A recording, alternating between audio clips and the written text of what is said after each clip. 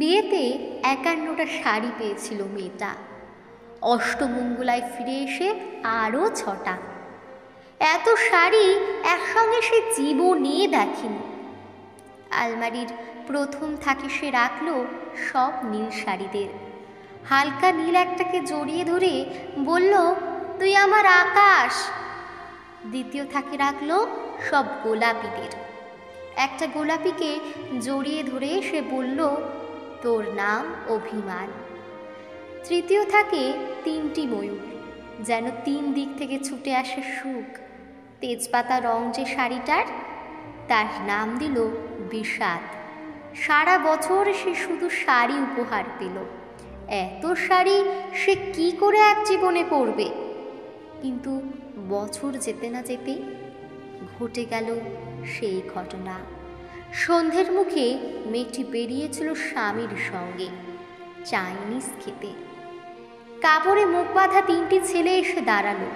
স্বামীর তলপেটে ঢুকে গেল ১২ ইঞ্চি। উপর থেকে নিচে, নিচে নেমে ডান দিকে যাকে বলে পড়ে রইল খাবার।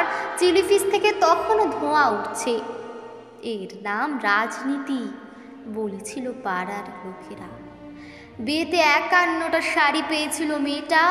অষ্টমঙ্গলায় ফিরে এসে আরও ৬টা।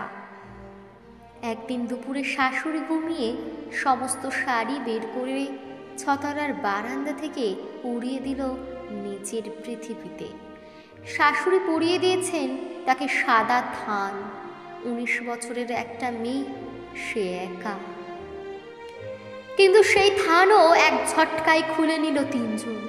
পাড়ার মোড়ে একটি সদ্য নগ্ন বিধবা মেয়ে দৌড়াচ্ছে আর চিৎকার করছে, বাঁচাও বাঁচাও বাঁচাও। পিছনে ৩ জন, সে কি উল্লাস! নির্বাক পাড়ার লোকেরা। বিয়েতে ৫১টা শাড়ি পেয়েছিল মেয়েটা। অষ্টমঙ্গলায় ফিরে এসে আরও ৬টা।